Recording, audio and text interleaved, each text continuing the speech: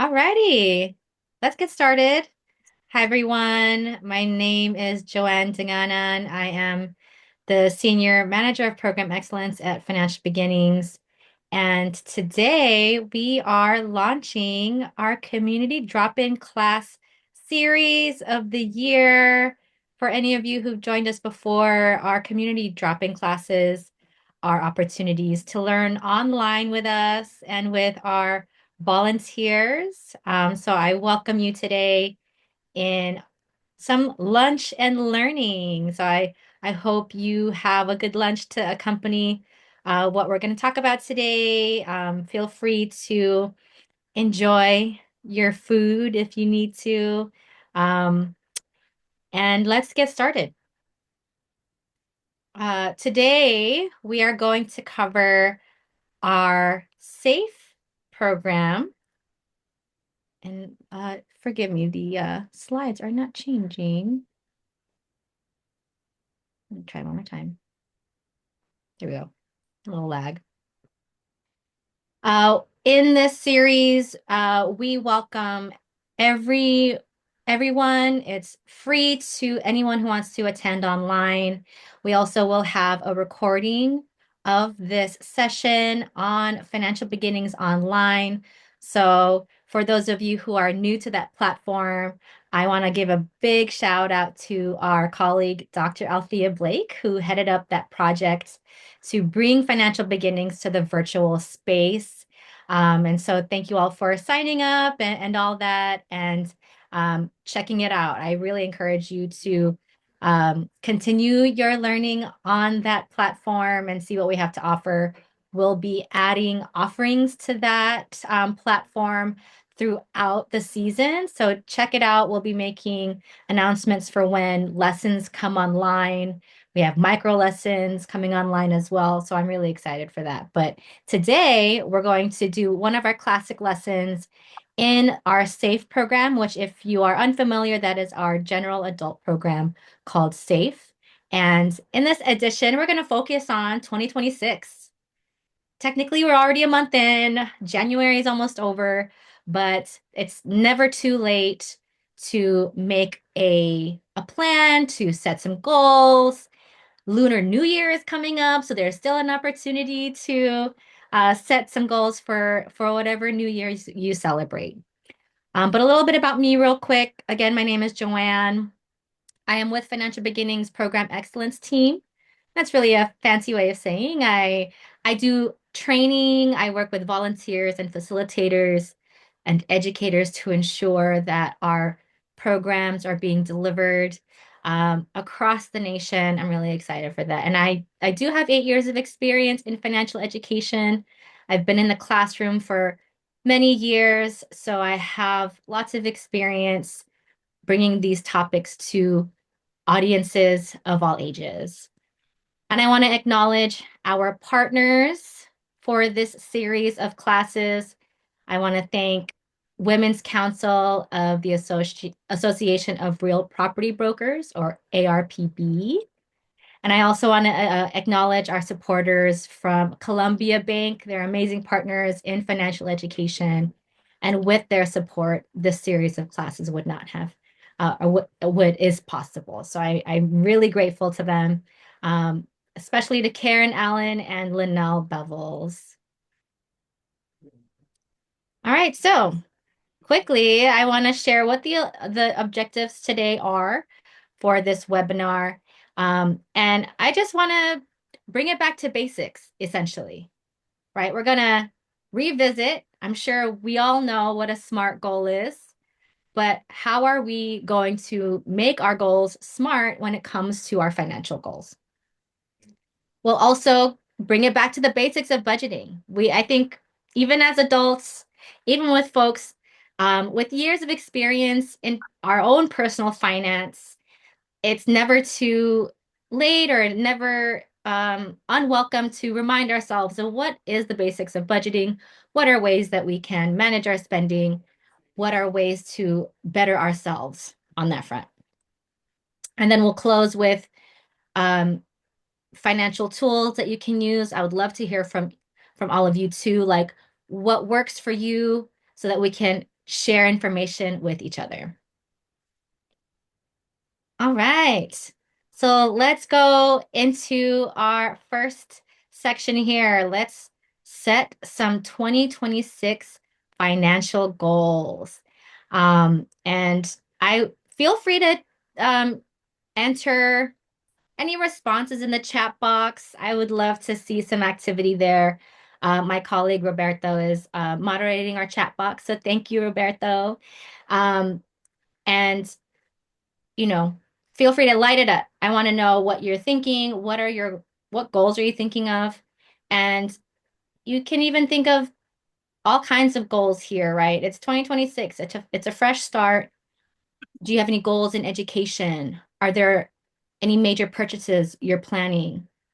Are you planning any family goals here? Myself, I'm growing my family. I'm 7 months into my second pregnancy, so that's definitely in my immediate future, as well as business. Or do you have any business goals that you want to achieve?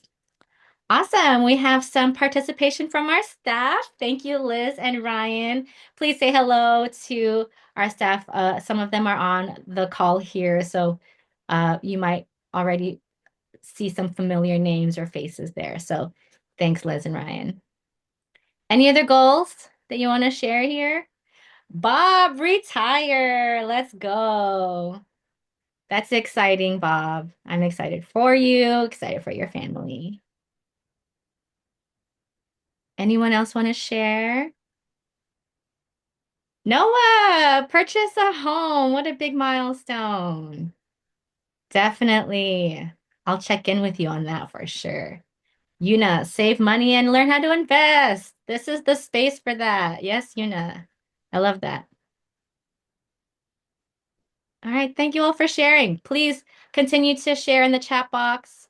Um, I am excited here then to share a worksheet that you all have access to for free.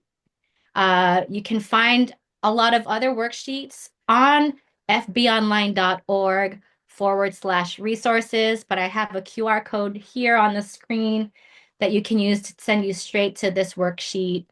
And we really here at Financial Beginnings want every one of our participants to learn how to pace your progress. All these goals that you've shared in the chat box, all the goals that you're thinking of for yourselves might have different short, intermediate, and long-term goals. It's not the one goal that you're thinking of. Under that goal is a smaller goal or a set of smaller goals, medium-term goals, etc. So let's think about what are the baby steps you need to take to get to purchasing a home, Noah. Like let's break that down, right? Short to immediate term goals, depending on your time frame, like you have to be saving a lot of money right now, right? There's under that, even under saving money, what are the things that you need to do that? Are there expenses you need to cut? Are there ways to generate extra income that you can funnel towards your down payment for purchasing that home? So it's definitely going to take a little bit of thinking to ensure that you're getting all those finer details down, to make sure that bigger goal, that purchasing that home or retiring, Bob, like that, those are some things that we should all be thinking through and considering.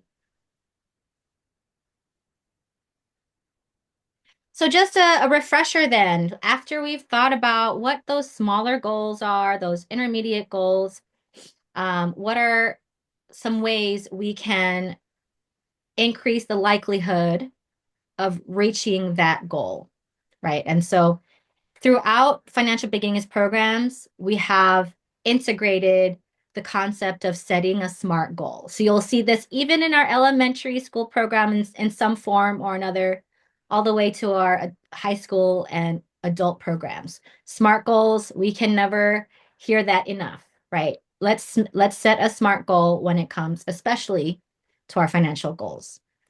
A common saying that goes, a goal without a plan is just a wish. So let's make a plan.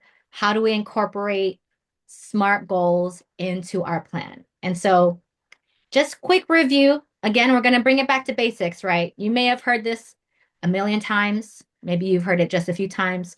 I'm going to say it again here. SMART is an acronym for specific, measurable, attainable, relevant, and time bound.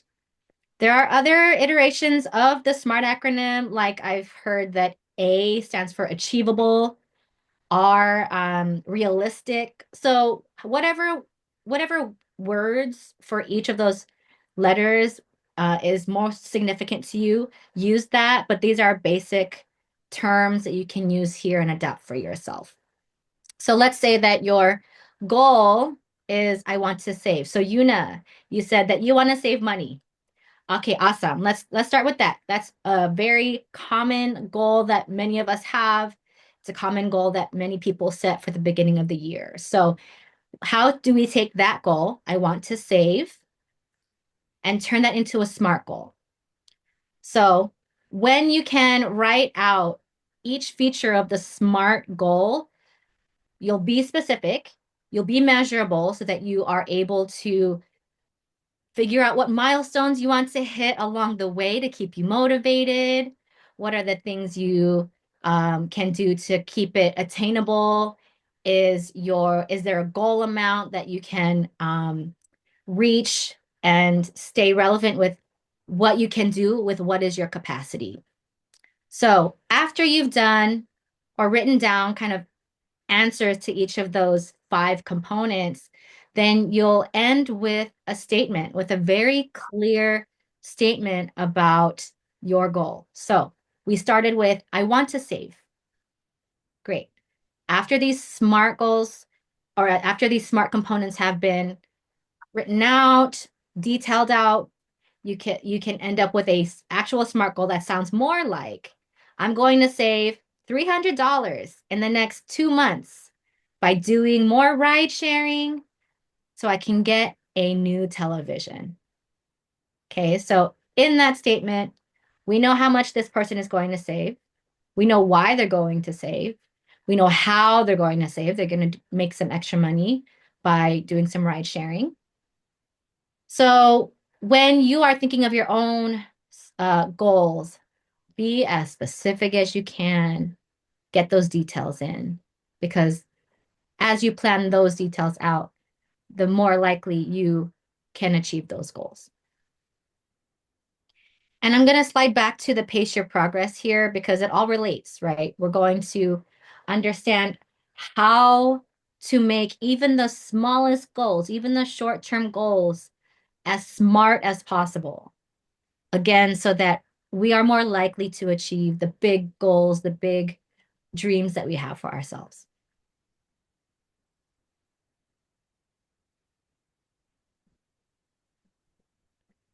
All right. So when it comes to setting those goals, right, we're here for a financial lesson. We're here to learn about setting 2026 goals and using these tools that we have at our disposal to reach those goals. And so, how can we create a realistic budget with our goals in mind? So, let's bring it back again, bring it back to basics. What is a budget? I know that budgeting for many adults is like one of the toughest things to stay on track with. It is easy to make or create a budget for the month, even harder to follow it. I'm guilty of that. I'm guilty of not following my budget. I set my budget in the beginning of the month. Or maybe it's been a couple months before I did, and I've just fallen off the budgeting game. That's okay. Let's just bring it back to basics. We have to forgive ourselves for any sliding that we might do over the years. It's or over the months, especially in a new year. So again, back to basics. Income minus expenses equals net income. So that net income, is it a surplus or is it a shortfall? Budgeting is the cornerstone of personal finance. You can't reach a lot of big goals without this piece of the planning when it comes to your money, right? So bring it back to basics. rewind a little bit when you need to. At the end of each month or whatever time frame that you choose for your budget, at the end, is it a surplus? Because if it is, that means you can funnel that surplus dollars into some of your goals. If it is a shortfall, if you're finding yourself in a shortfall frequently, if there are more months where there are shortfalls than surpluses, then what needs to be adjusted? Where do you need to make some changes? Um, but first, we want to make sure before we get even deeper into your budget, what are some ways that you can protect your budget, right? If there is a shortfall every so often, are there ways that you can build a cushion for yourself? For example, an emergency fund helps you prepare for unexpected expenses. There is what's the saying? If there's anything that's expected throughout life, it's the unexpected. Emergencies happen. That's guaranteed in life. For those of us who drive in cars, we drive and we get into the car, and that's a huge risk that we're taking, right? Cars, when you're driving a car, you're increasing your risk of getting into an accident anytime you get on the road. And so those types of emergencies, car accidents can happen. When we have a sizable emergency fund, a car accident won't make or break our month in finances. If we have that emergency fund to fall back on, we don't have to use the dollars that we've allocated for rent, for food, for other necessities. So that's one way that you can protect your budget in a very significant manner. Insurance, talking about cars. Insurance is super important when it comes to owning or driving a car. And that's financial protection. It provides coverage for you in those moments of need for car accidents, illnesses, property damage, even if you own your home or rent a home. So while these two things, an emergency fund and insurance, aren't completely related to your goals, they protect your budget and your goals from going off the track, right? So let's make sure we protect our budget and protect, or rather prepare for those unexpected expenses. Second is make sure that your budget is actually affordable, including your goals. How will your goals fit into your budget as it already stands? Can you afford that extra $100 a month for your next vacation, for example? And so one thing you can do is continually review your budget for realistic expectations and make adjustments whenever you need to. You might need to make adjustments every month. That's okay. Maybe in January you started with a savings goal of $500, and by March or April you're really behind and you think, you know what, in a few months I don't know if I'll reach 500. That's okay. Let's adjust it back down maybe to 400 or 300 and see where you can make some adjustments even further.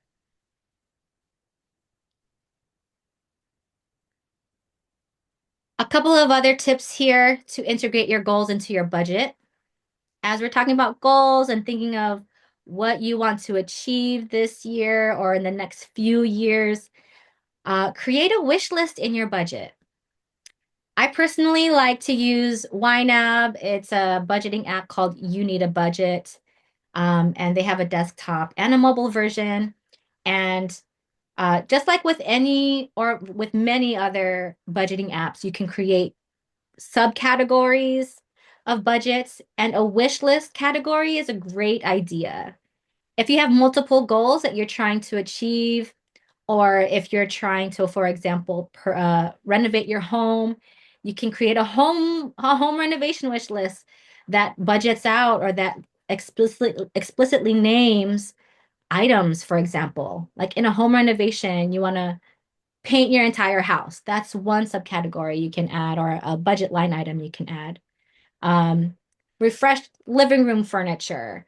Like these are huge ticket items that you want to be able to allocate specific dollars to so that when you are ready to spend, lo and behold, you have these specific buckets and these specific goals. You can go granular like that, or simply very general, like a vacation fund. I have many students who like to have a vacation fund that they could just pull from. No specific vacation necessarily. Maybe it's somebody who likes to take weekend trips at least once a month, maybe, and you can just pull from that vacation fund. And there you go. You have your goal to travel more.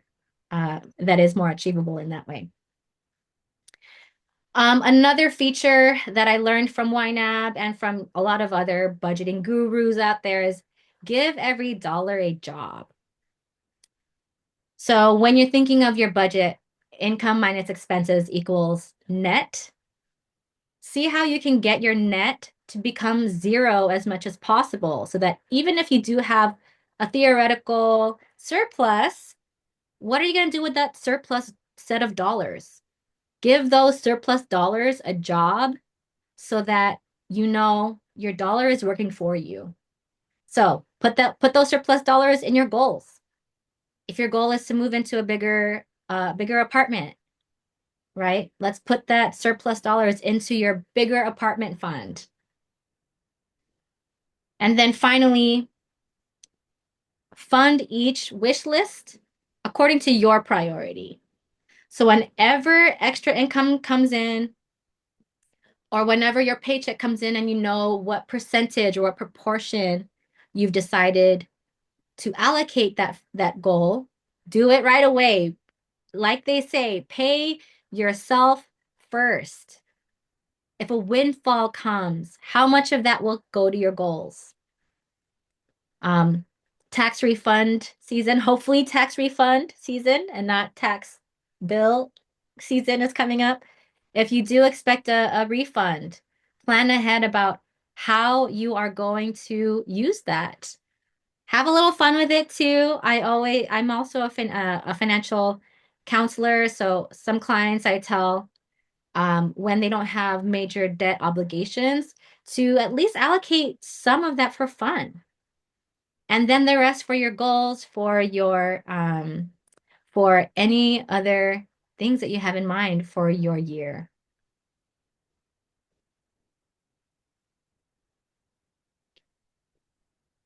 All right, so then let's talk about how to optimize our budget, right? How do we optimize our budget to accommodate for the goals that we have for ourselves? Again, we're going to bring it back to basics. I'm not going to be ashamed here about bringing it back to basics. We all need a refresher and to ensure that, you know what? Sometimes it's simpler than we think. Let's go back to defining what those fixed expenses are. In your budget, how are you defining or how are you categorizing what a fixed expense is? And just again, definition wise, expenses that are fixed are expenses that don't change. So largely that could be things like rent, um, utility bills, although even utility bills kind of vary, but it is still there's your phone bill. What are other fixed expenses that you can think of where, it might take longer to decrease that cost? Variable expenses, on the other hand, are relatively easier to control, I'd say, right? Those are costs that depend, that change every month. Groceries is the big one. I keep hearing about the digital price tags that are setting prices at groceries, even making groceries even more variable. But how do we control those expenses? We can set those budget numbers ahead of time and see how we do. If groceries are the biggest line item for your household, which for many it is, how can we make that budget last as long as possible? so that we can allocate some of those dollars if we need to into our goals.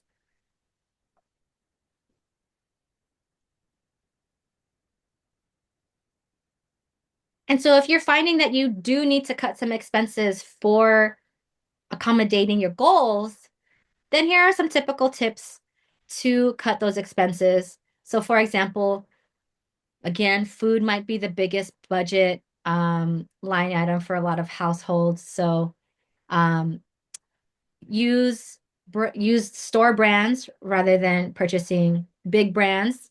There's always at least $1 or $2 to save there. Um, can you shop at lower cost retailers? Can you shop at grocery outlets? Can you um, use coupons, clip coupons? There's coupons everywhere. Almost every major grocery store has a rewards program, a discount program of some type, maybe an app that you use. Um, and then, of course, dining out is a big expense. It's a huge markup. Is there a way that you can limit dining out? I certainly have that issue. I live in Los Angeles where you can have any type of food that you want, and it is so tempting to dine out for every meal, but I simply could not do that. Transportation.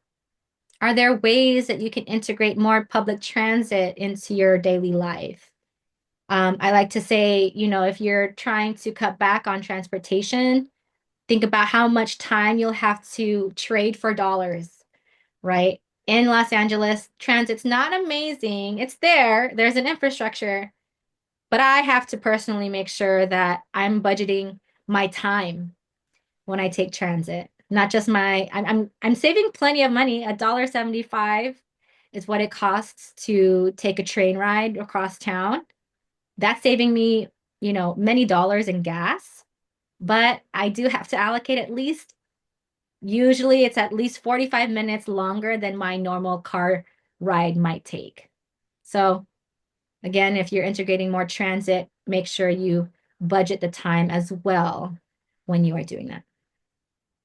Is there a car sharing program that you can take advantage of in your area? Um, Certainly, there's ways to completely cut a car out of your life. There's Uber and Lyft, and again, transit, where you can technically live without a car if you are given that option, because owning a car can be very expensive, right? It's not just a car payment if you financed with a loan, but also insurance, maintenance, especially depending on the type of car. So consider all those costs when you're owning a car. And then lastly, at least here, as an example, entertainment. If you are a big entertainment buff, it can get really expensive. Concerts, comedy shows, whatever is out there, ticketing is just getting really expensive. Everything is getting expensive, I will say. But are there ways that we can switch things around? For example, if you subscribe to cable, can you instead move to streaming and be particular about which channels you stream or subscribe to? If you like to travel, are there ways that you can travel off peak season? When you're traveling peak season, you're getting charged the premium. Everybody else is traveling, and so a lot of companies are willing to jack up those prices for airfare, for lodging, for food, for all the tourist activities. So are there ways that you can travel off peak?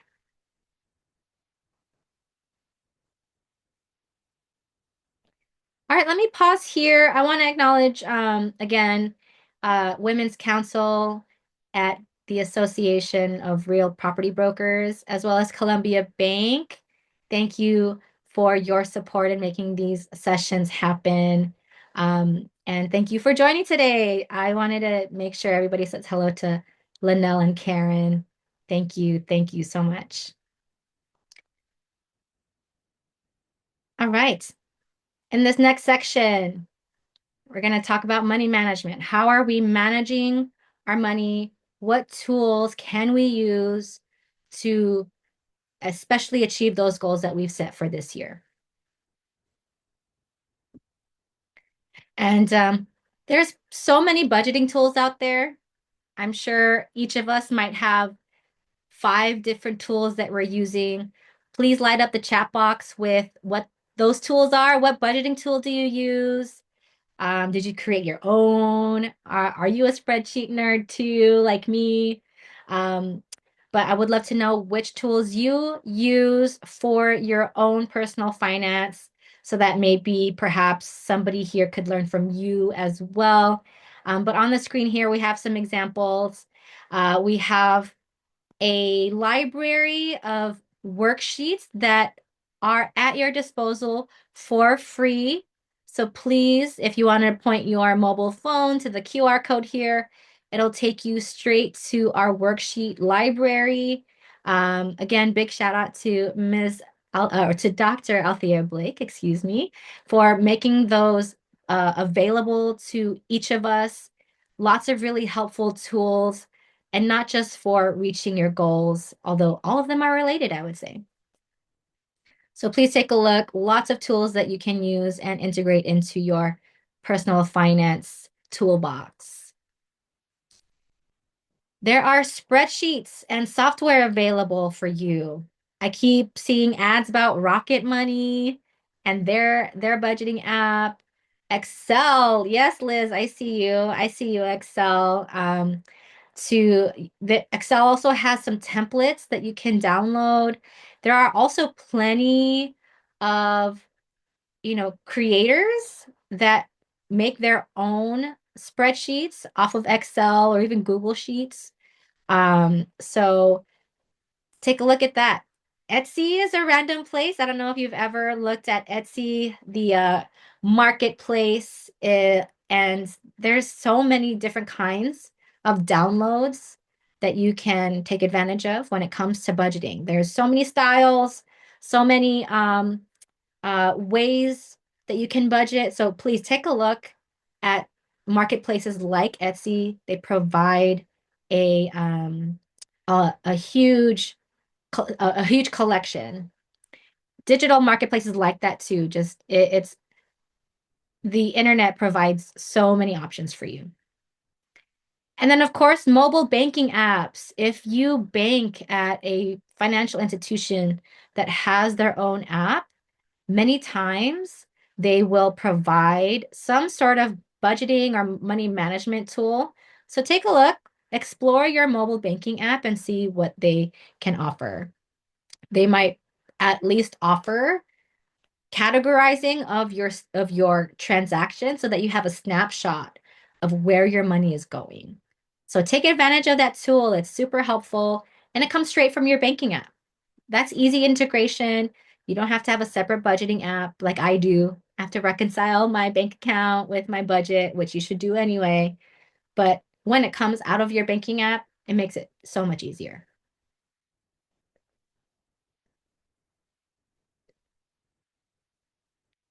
One thing that you'll want to ask yourself too when it comes to your financial institution is it time to switch? Will I be will I have the ability to save at least some money each month if I switch my financial institution? So, not just looking at your checking account, especially if you have a maintenance fee or if you're being charged to hold an account below the minimum balance, consider moving. But also consider moving if you're being charged for fees on your savings account. Again, if there is a minimum balance that you're not reaching, that is a point of evaluation or assessment that you might want to consider. There are plenty of services out there, or institutions rather, that will provide free checking accounts depending on your situation. So please explore that. You could be potentially saving, $15 a month on that maintenance fee. That's $15 you can put into your goals, right? $15, every dollar counts, every penny counts. So don't balk at $15. And plus, if you can find an account where you're not being charged that $15, it'll feel so much better when you have found that institution.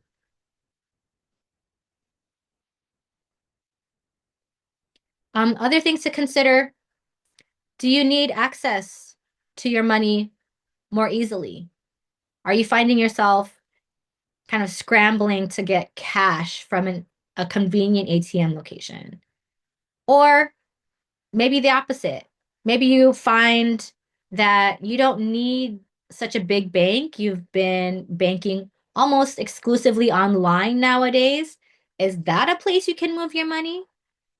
Uh, Conventional brick and mortar banks might have accounts that mostly charge fees, but online banking without the brick and mortar locations might have less overhead and more ability to offer less expensive or even free account options. So consider that.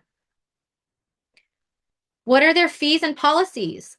Like I said, monthly fees are such a dig into your budget every month. So if you're finding yourself paying a maintenance fee every month or a minimum balance fee or overdraft fees every so often, what are some ways you can save? What accounts could you take advantage of instead? And then finally, especially if you are looking at some of your long-term goals, like purchasing a home, are there institutions that you might be able to move to take advantage of perhaps higher interest rates on their savings accounts, higher yield, or even lower interest rates on loans?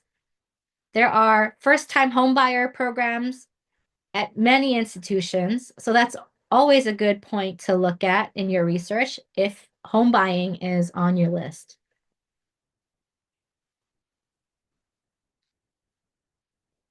And here's a reminder again to monitor your accounts. You can't budget without knowing what's actually in your account balance. So just a refresher here, we want to make sure we know what the difference is between the current balance and the available balance. So there's the available balance, which is what you can access today, like right in this moment. Whereas there's a current balance where, let's say you might have deposited a check for $1,000. Well, sometimes institutions might take a couple of business days to clear that transaction, but available to you is 500 of those dollars, but your current balance reflects the whole $1,000. So I hope that makes sense. We want to make sure that when we're looking at our account balance, we know what those differences are. And make sure that that you know the distinction between a pending transaction and a cleared transaction. Pending transactions are temporary holds on your account. And the easiest example I can think of is when you eat at a restaurant and you've paid for the tip. Except that the pending transaction that you see in your account balance is the subtotal before you've added tip. When you see a cleared transaction for that restaurant, it'll usually be higher than the pending transaction you saw because you paid for a tip. So make sure you are aware of that. That's where your budget is super helpful. When I enter that transaction in my mobile app, I enter the amount including the tip so that I know I don't have that extra $5. It's gone to my wonderful waiter at the restaurant. Yes, Ryan, thank you. Look at the available balance and avoid frustration. Yes, yes. I cannot stress enough about avoiding fees. Fees can eat away at your budget. So again, if you are getting frustrated with your bank and they are charging so many fees, know that you don't have to deal with that there are ways that you can save on those fees and not pay them altogether. So, for example, ATM fees. If you don't already know, when you use an ATM out of your bank's network, they charge you, the institution charges you an ATM fee. And usually the ATM that you're using also charges you a fee. So you're getting double charged for the one transaction Maybe you withdrew some money at an ATM, or maybe you are perhaps, yeah, let's just say you're withdrawing money and it charges you 2 times. Make sure that you are intimately familiar with your ATM network. For online banks, for example, they have specific ATM networks that are available to you. So when or if you decide to shop around, make sure you know what that ATM network looks like so that you can avoid those fees altogether. Now, I understand there may be those times once in a while where there's no ATM near you as part of the network and you have to do or use an out of network ATM. That's okay. At least you know or are aware you'll be double charged for that one transaction fee. Avoid overdrafting by keeping track of your spending closely.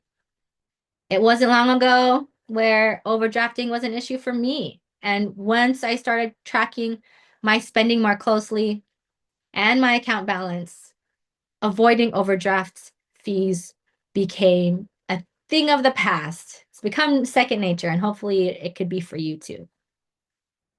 And when you get your budget in order, when you become an expert at your budget, overdraft fees will cease to exist for you. Okay, so lastly, advocate for yourself.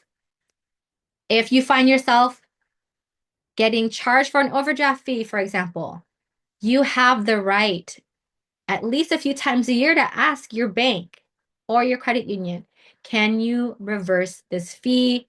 I don't usually get an overdraft in my account. Please reverse that fee. Um, and they will honor your request as long as you're not doing it all the time. And I know we do have some bankers in the crowd, so would love your advice in the chat box if you're willing to share when it comes to fee reversals. But no, as consumers, we have that right to ask for fee reversals. And what are you going to lose by asking, right? Simply ask, and you may get that $40 back or whatever it might be. All right, so we're nearing the end of the lesson here. I do want to open it up for questions. So we're making good time here. But what are some next steps in setting your 2026 goals and achieving them? Maybe by the end of the year, or maybe it's a 5-year plan, whatever it might be. What are you going to do? Let's again analyze. It's never too late to understand what you want to achieve, how you want to achieve it. Make sure you set those SMART goals. Keyword SMART, right? It's not enough to just say, I want to save more. Let's make that I want to save more a SMART goal. Make it specific, measurable, attainable, uh, relevant, and time-based. I want to save $300 by the end of the year so I can purchase my own TV. Period. As you young folks say, period. Take action. A plan is there for you when you set that SMART goal. Take action. You know what you're going to do. You know how to do it. And don't sit back and relax as you take action. I know it's going to take some time for some of your goals, but make sure as you go along, don't be afraid to review and adjust your goal as you need to. Life happens, emergencies might happen, and it might derail your progress. That's okay. Dust yourself off, get back up, and review and adjust that goal whenever it makes sense. And you're already doing that here, but continue your learning. If you are needing support for any of the goals that you have, there are plenty of classes that you can find online, including ours. We have one on taxes next month. So if taxes is a point of tension for you, and if you want to continue your learning on that front, Join us on February 17th for our tax lesson. We'll have a guest speaker named Tracy Lovely of Better Taxes and Consulting. So February 17th, join us for lunch again and continue your learning. We are here for that. All right. Let me open it up for questions. I would Awesome love job, to hear. Joanne. Thank you.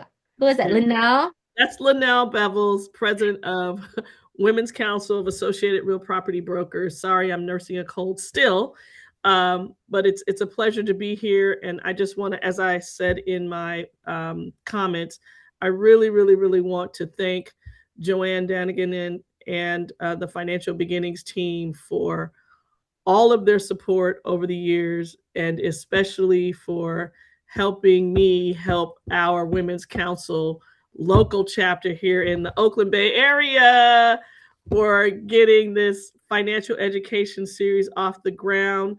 As they say, it takes a village, and Joanne has helped me with this village. And so I want to encourage those of you who have joined us today that you consider joining us in the future for the other series that we have throughout the year. And of course, Financial Beginnings has a myriad of other learnings that you can certainly tap into. But I just wanted to, I put it in the chat as well. I just want to encourage individuals that if you have a bank and or a credit union, just know that you are the customer. You are the customer. Without the customer, the bank or the credit union does not exist, right? They are not in business to serve themselves. They are in business to serve you, the customer. And with that being fact, you want to make sure to take advantage of your customer experience. And some of it starts with you asking questions about the relationship, building a relationship. It's not them necessarily always having to reach out. Sometimes you have to initiate the call, the contact, pop into the branch. I think that's where, with most branches, that's where you're going to get the most support is the local branch personnel, right? Their boots on the ground. And a lot of them are very happy to connect with you and answer some very basic questions about your banking experience. They may have some recommendations, and no, there is no fee associated with that type of interaction. Certainly, there are products and services that all banks and credit unions offer that may have some type of fee associated with it, but certainly it doesn't cost you to ask about how this banking relationship should or should not work for you. Thank you so much, Joanne. Thank you, Linnell. Thank you and Karen for your support and partnership in the series. Really love working with you. All right. Any questions? Any comments about the lesson? Any last thoughts before we let you go? Joanne, I have a question for you. This is Russ. Hi, Russ. How you doing? Oh, fine. Enjoy your presentations. And I have a question for you. I'm kind of a numbers person, and I've been drawn to state some numbers when I do this program or some of the others, like average savings rate for Americans is, or average savings accomplished by Americans. Over 50% of the people only have $400, for instance. And then there's also a number about average credit card debt, which is about $10,000. But so my question is, do you think delivering those kind of number bits of information are valuable? Do people respond to that kind of thing? Good question. I mean, I think generally, yes. I would love to integrate that more into our future lessons, kind of uh, informing our audience. We actually have what we call Fin Facts in our high school program that share those types of statistics. So maybe worth exploring sharing that in our adult program as well. Okay. Thank you, Russ. Any other questions? And will the chat be available? I mean, there's a lot of rich communication going on here in the chat. So that would be my question. If not, that's fine. I just want to know, is it something that's going to be available to the attendees, or is it just for your reference? It's just for the live version. Yeah, it won't live in the recording. Okay. Thank you. But if there's information that you'd like to share, let me know. I'm happy to include it somewhere on the recording page. Okay. I put a couple of things in the chat, and I just want to verbally say that I want to thank Columbia Bank, where I hang my hat, and also the sponsor of this series, for supporting Women's Council of Associated Real Property Brokers in their effort to advocate for folks' financial education. And it's just another way that the bank shows up to support its community partners. And so hopefully that's an invite for folks who have, you know, other platforms like Women's Council and other nonprofits that are out there in the community to connect with me from that perspective, right? To see what type of social impact or philanthropic support the bank can offer to your organization. Amazing. Yes, thank you. All right. So as we're filing out, please feel free to link up with our participant survey. Please let me know how I did as facilitator. Please let us know how Financial Beginnings materials did for you today. I would love to hear your feedback, and we always use it as we consider redesigns or consider what to change and improve upon in our program. So please share your feedback. It's all anonymous. And I am so grateful for all of you for joining us today for our first inaugural community drop-in class this year. Again, join us on February 17th at noon for our next edition when we talk about taxes, because we're all thinking about taxes now. We're getting our W-2s. We're thinking about our tax refund, hopefully, and not our tax bill. But yes, join us on February 17th. And with that, thank you all so much. I appreciate you all. Have a wonderful